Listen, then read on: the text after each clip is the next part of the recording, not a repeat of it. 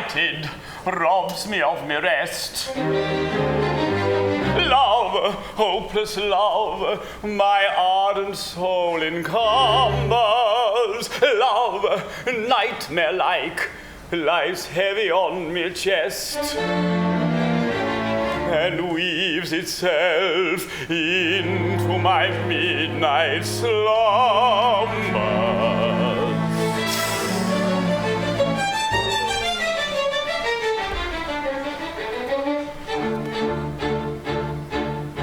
When you're lying awake with a dismal headache and repose is tabooed by anxiety, I conceive you may use any language you choose to indulge in without impropriety. For your brain is on fire, the bedclothes conspire of usual slumber to plunder you. First your counterpane goes and uncovers your toes, and then she slips demurely from under you. The blanketing tickles you feel like mixed pickles, so terribly sharp is the pricking. And you're hot and you cross and you tumble and toss till there's nothing twixt you and the ticking. Then the bedclothes all creep to the ground in a heap, and you pick them all up in a tangle.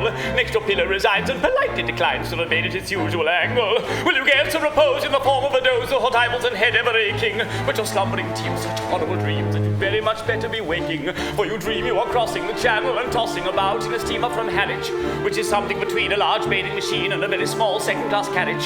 And you're giving a treat, penny ice and cold meat, to a party of friends and relations. They're a ravenous horde, and they all came on board at Stone Square and South Kensington stations. And bound on that journey, you find your attorney, who started that morning from Devon. He's a bit undersized, and you don't feel surprised when he tells you he's only 11. Well, you're driving like mad with a singular lad. By the by, the ship's now a four-wheeler, and you're playing round games, and he calls you bad names when you tell him the ties pay the dealer. Well, this you can't stand, so you throw up your hand, and you find you're as cold as an icicle. In your shirt and your socks, like silk, will go cross-crossing Salisbury Plain on a bicycle.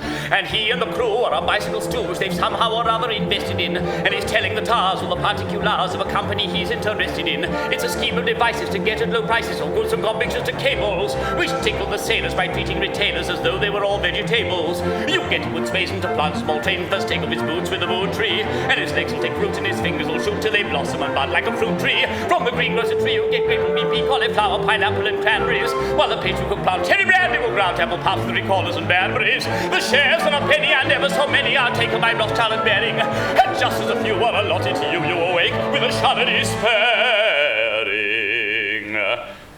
You're a regular wreck with a crick in your neck and no one you snore, your head's on the floor. You needles and pins for your soul's your shit. Your flesh is a creep, your left leg is deep. You clamp in your toes, a file in your nose, and fluff in your lung, and a feverish tongue, and a thirst intense, and a general sense that you haven't been sleeping in clover. But the darkness has passed, and it's a daylight at last, and the night has been a long ditto, ditto, my song. And thank goodness they're both